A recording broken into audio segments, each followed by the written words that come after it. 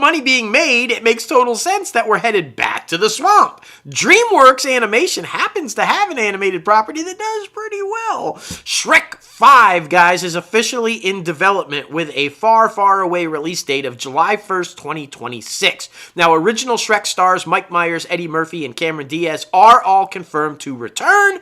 Antonio Banderas' return as the feisty feline Puss in Boots is not yet confirmed, but I bet he will. The Shrek franchise, get this guys, released 4 feature films between 2001 and 2010. Now the original Shrek turned DreamWorks Animation into a powerhouse studio with $487 million worldwide gross.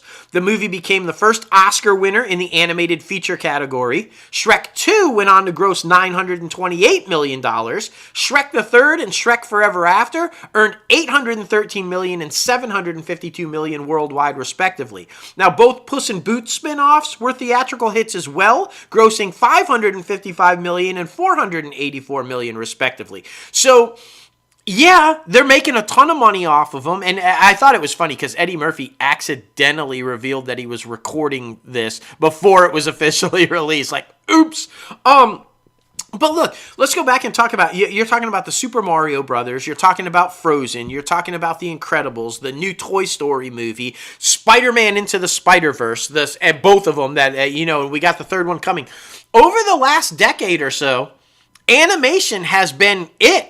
It's been the go-to. I think animation, in my opinion, may have saved Hollywood and or the studios during the pandemic. Because actors could still work. You could record from home. You could do your voices, and they were rolling production on animated films during the pandemic. I think that you're not going to see this go away. I think that animated films are going to continue to see a lot of success at the box office. Like you said, I think that they're family friendly, and when we're seeing chaos and all these kind of things going on in the world, sometimes you want to escape from that and actually see something that you can sit down and see with your family. So that makes sense to me. That it just makes sense that these animated films are doing as well as they are. And they play into the argument that we're going to be talking about later. If you have a property that is valuable, does well, and hasn't lost its luster, does it justify continuing pumping out sequels?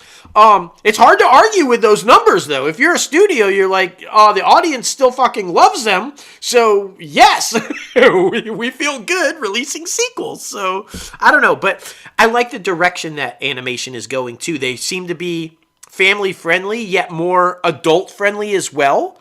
The way the animation is presented, the different way or forms of animation that they're using, and the storytelling. Before they were either all kiddie or sometimes they were too adult for the kids. I think they finally found a nice balance to where they're pleasing for both kids and the adults, and I think that's why they're seeing such huge success. Yeah, I have no disagreements with that at all. I mean, I feel like ever since the start of Pixar, like that's when things started getting more for everyone. Of course, that's geared towards the children. And they do such a smart release when, they think about the school schedule. They think about break schedule when it comes for the schools so that they know when to drop a family movie, like during holidays or during summer vacation, because that's when you can get the most kids in the butts of the theaters. Yeah. So I think it only makes sense. And I mean, they're rocking and rolling with everything. Of course, nothing's going to go away because I mean, that's a huge market. There's always going to be kids. I mean, we keep getting more and more overpopulated as a country and as a world. So there's always going to be kids. Facts. There's always going to be movies and concepts to make. So it only makes sense, but I'm happy to see Pixar going back, of course, to an already established IP that is successful, but over their last couple of years since the pandemic, I mean, Onward, Luca, and Encanto was very popular, but that was a Disney property.